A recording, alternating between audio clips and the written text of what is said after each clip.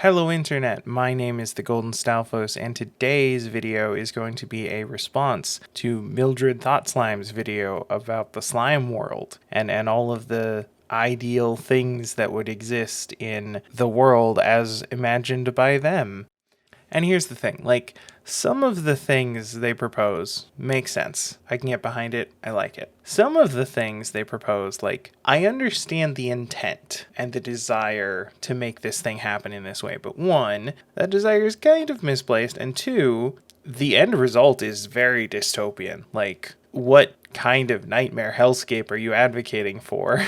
Okay, so for example, two of Mildred's biggest things seem to be rejecting imperialism and globalization and reducing our energy use to stop climate change. And those are both noble goals. But all of the ideal policy change things that they mention in the video from those goals are just austerity measures, basically just asking everyone to live like Buddhist monks.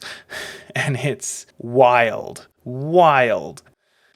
For example, he says that everyone should live in small communities and live off the fat of the land of what they can grow locally and only get access to stuff from other parts of the world if they can trade for it. One, this doesn't really work. There are lots of places in the world where it's kind of impossible to live off the fat of the land. What the fuck are you gonna grow in the Mojave Desert?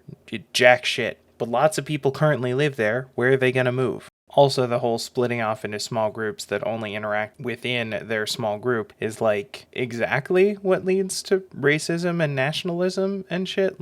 You can't have a broad view of the world and humanity and treat all humans with kindness and compassion if you never interact with any humans outside of your small town. That's why so many Republicans are rural, is because they don't have exposure to other things, and so they don't see other things. And how? But also, if you have to trade with other people in order to get basic things that you need to live, or just basic things that you want in your life, that incentivizes not growing the things that you need locally, but growing the things that you can trade for. That's exactly why slaves were used to make sugar and tobacco and cotton instead of growing locally produced foods, because they needed to export those things to make money and trade. Reproducing a system where you can only get access to certain things creates an incentive to get the things you don't currently have access to one way or another. Some people will choose to do that through trade, and some people will choose to do that through violence, which Mildred specifically says not to do in this video. You can't stop people from performing violence if you give them a scarcity model and a motivation to get what they need by whatever means is available to them. Some of them will choose the means of violence because it's the easiest way to get what they need. They also talk at length about ways to cut down on energy consumption, and some of them make sense, but most of them are just weird austerity measures, like their idea that all of the food production should be centralized into this local mess hall type of thing. Which, okay, couple of things. One, what do you mean by a local mess hall? How local? How big of an area is this supposed to serve? Most people today live in cities, and you're not going to make a mess hall that can serve a whole city. And even if you did, you'd have huge issues with getting people to and from that location all day, every day. This also kind of ignores the fact that most people tend to eat when they're hungry wherever they happen to be. So if they're at home, making them travel to this location to get food kind of cancels out any energy gains. If people are at their place of business or whatever, they have to leave for lunch and go down to the mess hall across town. That seems like a huge waste of energy. Even if you're taking public transit, that's a lot of energy to transport people when they could just eat a fucking Pop-Tart. Now, don't get me wrong, there are lots of places where the idea of a big group cafeteria makes sense and is implemented, like schools or military bases. If everyone is in the same place at the same time and you can just walk down to the cafeteria and get lunch, then it works. It makes sense. But in order for that to be the way all food in all society is done, that kind of implies that everyone lives in this small complex above or close enough to the cafeteria that they can all just walk there 3 times a day, which is not how anyone lives. That's not where anyone is located. You either live in a big city or you live in rural communities that are stretched out as fuck. It doesn't make sense.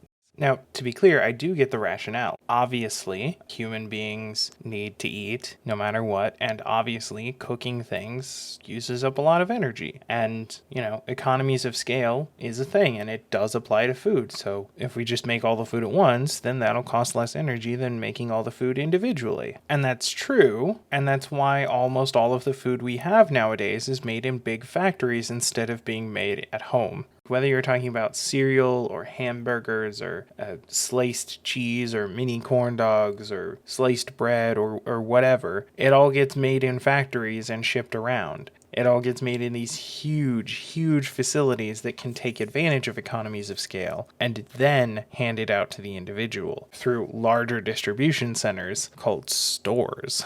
And clearly, that economy of scale food production system that we currently have hasn't solved climate change. So I don't think switching to a slightly different version of the same idea would solve climate change. Now, we do absolutely need to take steps to improve our situation with climate and make ourselves more energy sustainable and shit, but austerity and giving up what we care about just can't be the answer. Making our lives worse can't be the answer. I understand that imperialism and capitalist globalization have been horrible, that a lot of people are suffering under these systems so that a handful of us can have more shit, and it sucks. But splintering ourselves into smaller, less connected communities cannot possibly be the solution to that. We can't end racism and oppression and all of this shit by just going Amish and living in our own little area. We're one species living on one planet. We have to tear down borders, not build up a bunch of smaller ones. Also, in this video and a lot of other videos, Thought Slime kind of talks about how indigenous people were able to be much more in tune with nature than the white imperialists, and that's just a bunch of racist bullshit. Yes, the people who were living in North America, well, many of the different societies that were living in North America had very different ideas of ownership and how to interact with the land and stuff like that than the invading peoples did. But, one, the people of North America were not a monolith. There were thousands of different societies that had their own rules and their own approaches to things, and not all of them saw things in such a way. And two, there were a lot of societies that were basically just like the Europeans. There were fucking empires in South America that built giant fucking monuments in the middle of the desert because fuck it, why not?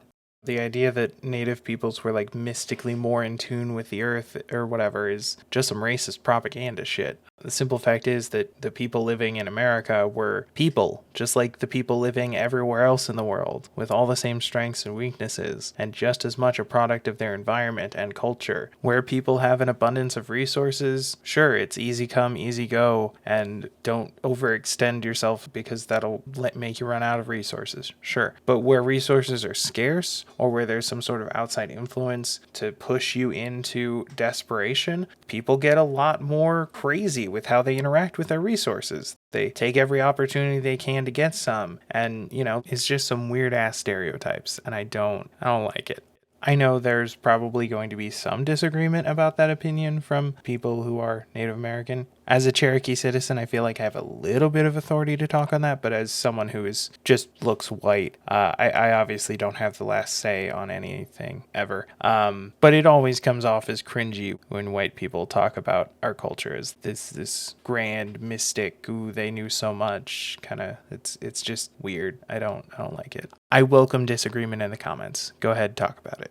Anyway, overall, I liked a lot of the stuff that Thought Slime said in that video. I just kind of wanted to point to a couple of things that I thought were really weird and I didn't quite understand. And I'll probably do a video of my own at some point in the future where I talk about the kind of world I want to build, because that shit has been floating around on my brain since I was 12, and I've spent a lot of time and energy refining that idea into something actionable, and that's kind of why I started talking about politics on this channel in the first place, is so I could lead into that idea. So look forward to that at some point in the future. Anyway, thank you all for watching. I'll see you in the next life. Laters.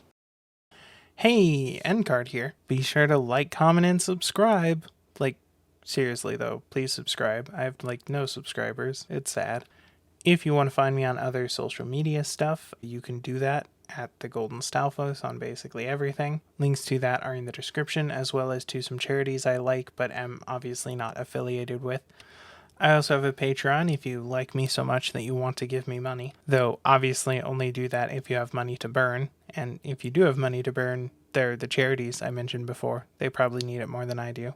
Mad ups to my girlfriend for doing all the editing for these videos. It's a really big help. Oh, and I occasionally stream on Twitch, so follow me there so you don't miss it. I don't have a formal schedule because when I tried to have a formal schedule, I couldn't keep to it, so oh well. Okay, thanks, bye!